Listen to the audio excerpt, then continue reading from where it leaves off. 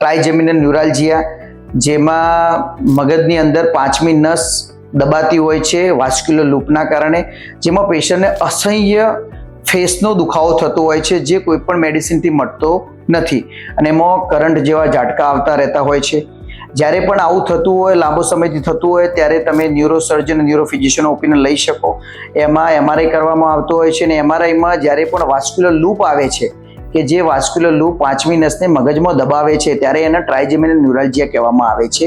આ ટ્રાઇજેમિનલ ન્યુરાલ્જિયામાં 3 ટાઈપની ટ્રીટમેન્ટ થતી હોય છે, જેમાં એક છે દવાથી ટ્રીટમેન્ટ જે તમારે લાંબો સમય લેવી પડે છે, બીજી છે RFTC કે જેમાં પાંચમી નસને બાળવામાં આવતી હોય છે અને ત્રીજી છે જે પરમનન્ટ સોલ્યુશન છે જેને કહેવાય છે સર્જરી MVD માઇક્રોવાસ્ક્યુલર ડીકમ્પ્રેશન, જે ન્યુરોસર્જનને લગતો સબ્જેક્ટ છે, જેમાં તમારે કાનની પાછળ એક નાનો હોલ કરીને દૂરબીનથી પાંચમી નસ અને લોહીની નળી વચ્ચે પેક મૂકવામાં આવે છે.